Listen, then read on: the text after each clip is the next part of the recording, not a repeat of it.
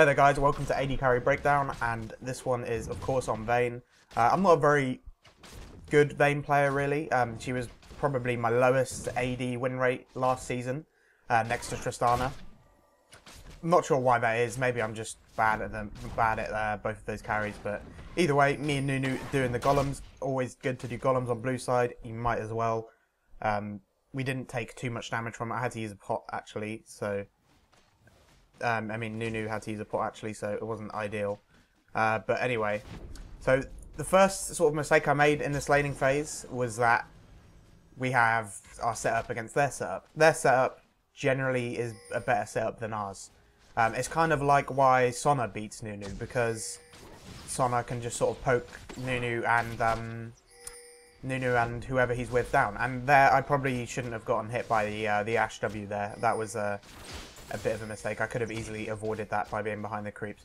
So as you can see, I'm kind of getting traded on 1v2 because Lulu's very, very poke heavy early, and I shouldn't have been trading then. That was not very good. I kind of mess up in this laning phase a little bit, but either way, Nunu isn't really good against these kind of pokey supports like Lulu and Sona. So I'm just going to have to sort of CS under the tower, back off a little bit. There, I probably could have died if Ashe had Ignite rather than Ghost. And Ghost, you'll see later on why, but I'm just going to say Ghost is just bad on AD carries in general. Don't ever get it. That's just my advice. If you don't agree with it, then leave a comment. I'd be glad to understand why. So here I'm just doing random rolls, like totally just sort of out of the flow of the game, as it were. So here, Gragas comes down for a gank and actually gets onto Lulu. I kind of want to come in, but Ashe is a bit higher health than me, so she stops me from going in. I flash to try and pick up the kill on Lulu there. It wasn't exactly the best idea because she does a really fast and nice exhaust onto me straight away, which was the best thing for her to do. And of course, Ashe picks up the first blood onto me, so that's ideal for them and really bad for me. I should not have gone in so crazy like that, because Gragas would have easily finished off Lulu by himself, I think. Here we have Diana, who's just, for some reason, once you hit level 6, decided to come down to bot and try and get a kill. So what we need to have is to Nunu to go in first and sort of apply a slow, tank a bit of damage for me. Yeah, do the exhaust like that. I kind of just do a completely retarded flash to try and condemn Ashe into the wall, and it doesn't quite work out. So I cleanse Ashe's ultimate, activate my ulti, start doing as much damage to Lulu as I can. Even though Lulu flashed away, she's still able to be killed, just simply because of the sort of movement and mobility that we have with Diana and Nunu. What she could have done is exhaust me, but I guess it kind of would have been a waste of exhaust, so not really. So this really helped us out in lane. Diana did a really good job of coming down here like this. I'm kind of able to just see I get my 3 procs onto Ashe there, get a bit of free damage.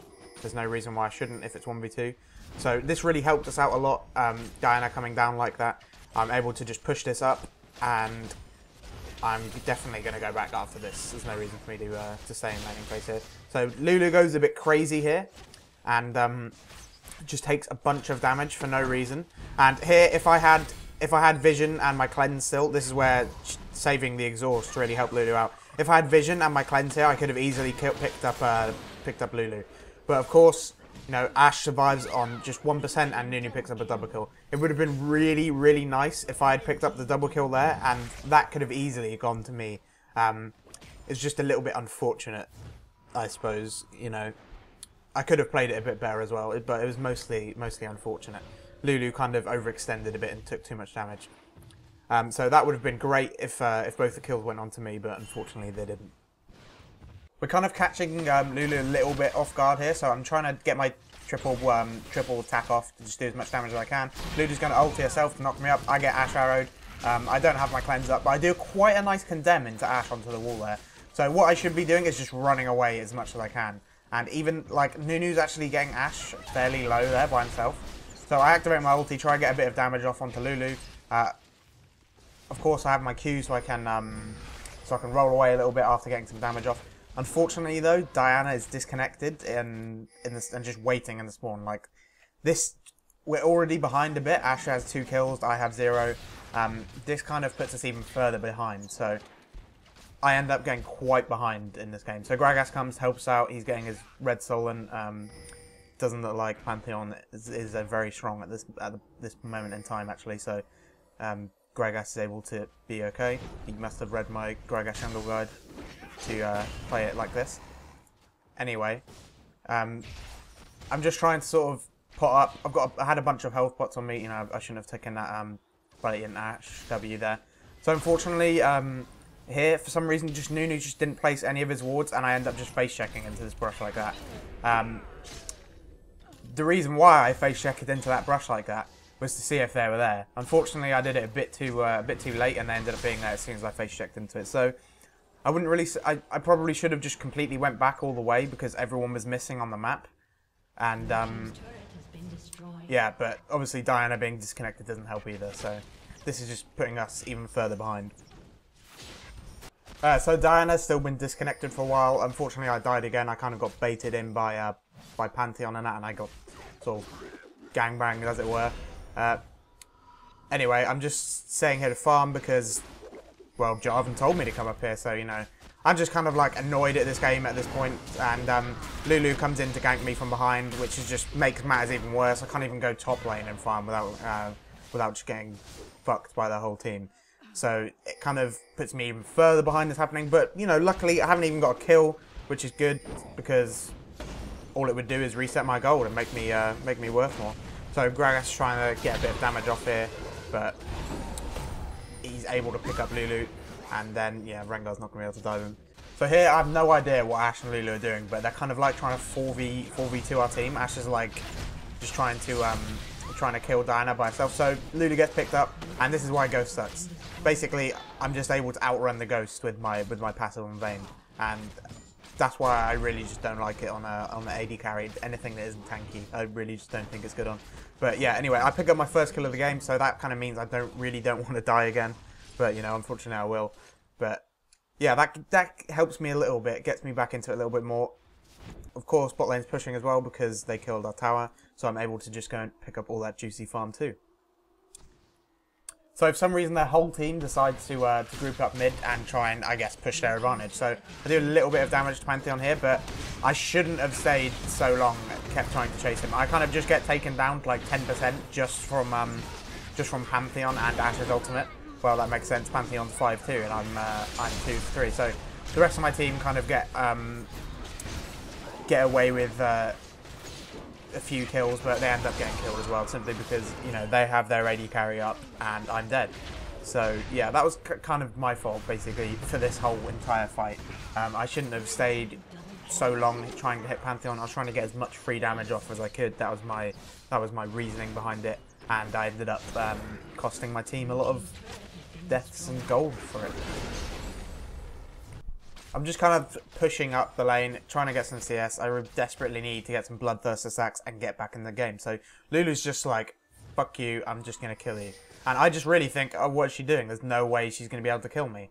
And then Ashe just like, when I was watching this, it was just basically invisible. It came out of nowhere. Usually I'm pretty good at dodging things like that. And this is where the ghost thing kind of comes back to bite me in the ass. But there was really nothing I could do. I was kind of overextended. I shouldn't have been pushing so far.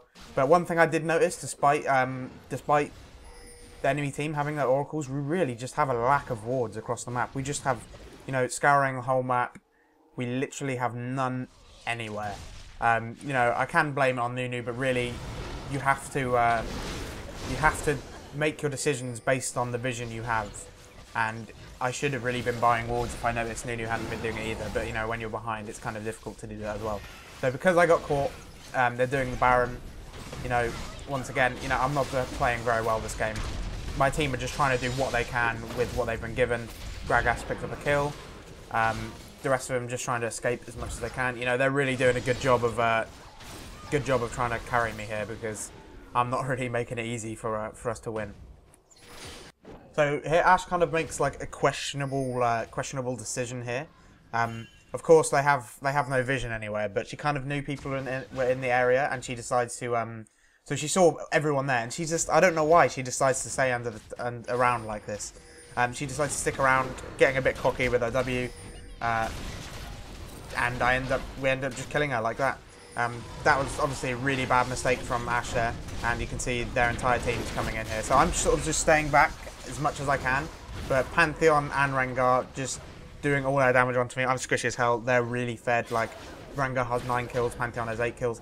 Sometimes there's just not much you can do apart from survive for as long as you can. So, you know, I probably could have survived a little bit longer than that because I kind of died instantly, but just simply because Ashe was mispositioned, this allows us to get back into the game just by, like, their whole team kind of engaged regardless of Ashe being dead and it being 1v4, and this kind of lets us get back into it just simply because of that one thing that Ashe did.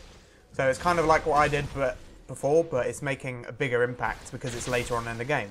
I hope that made sense for you guys. You know, it's making a bigger impact for her getting caught because it's later on in the game, and you know, the way their team dealt with it wasn't that good either. They all sort of rushed in and died after Ashe had already been dead as well. So here we're doing some really good team play. We're all sort of roaming around as a group as a team, and that's kind of what you need to do at this stage of the game. So I'm going to slow it down a little bit. So Ashe is over here. She's completely away from the fight. She's going to shoot her arrow in a minute. Pantheon just flashed over the wall a minute ago, so he's not really doing anything because he got caught. I'm doing as much damage as I can, and I've managed to pick up Orianna with the red buff, I think it was. Yeah, my red buff picked her up, which is really lucky because I needed another kill. So I pick up Lulu with my my third hit on my silver bolts. Pantheon jumps in, which was really good from him as well. That's like the best part of Pantheon. So he starts doing damage to me. I could have reacted a bit quicker, but I end up just because of the items he's built. All he has is Warmog. All he has is Warden's Mail and BF Sword. He's built really like offensive items, so I'm able to still do tons of damage to him anyway. Because my team can sort of help support me, and my Bloodthirster helps me heal a little bit. So here I almost died to Rengar, but I just roll away at the correct time and condemn him, and we're able to pick him up as well without me dying. So that was a perfect fight for us. We just won that purely based off of some good team play and Ashe kind of like being bottom trying to farm again while we were roaming around as 5. So here we're able to pick up this Baron, and this is how we get back into the game. This is how we're getting back into the game, just by catching people and getting really good team fights based off of that.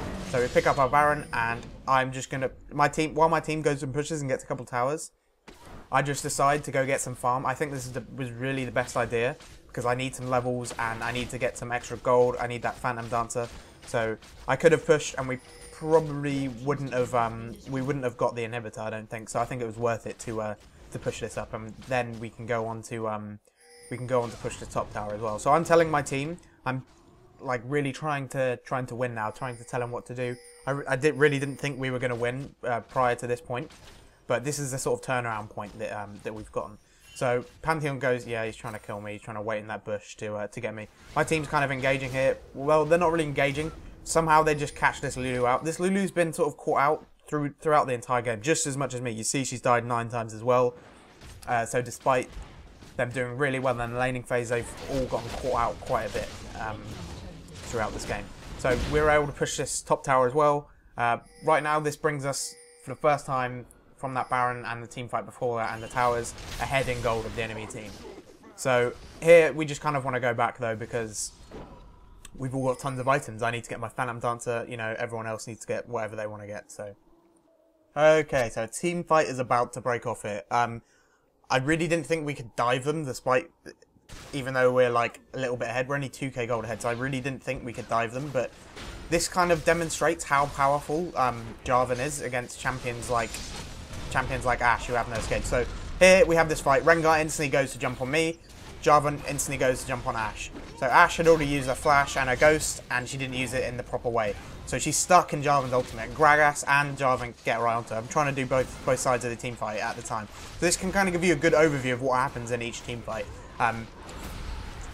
Their team's ruses go after me, my team's ruses go after their AD carry. So that's just generally the sort of basis of what happens. I'm able to just kind of survive because Nunu's doing a really good job of just protecting me, and I'm just auto-attacking as much as I can onto Rengar as well. So because Ashe didn't use her flash very well, she kind of got instant gibbed straight away. You know, she has some quite good items anyway, despite us being ahead now. So we're just coming in here to help Jarvan out a little bit. Unfortunately, he's going to die, but we're able to just pick up everyone else as well.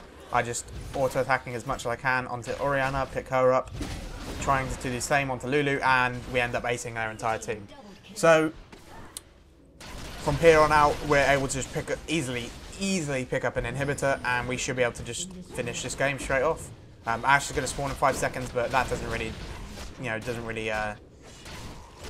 do anything. She's not going to be strong enough to stop us from doing this. 3 guys. So yeah.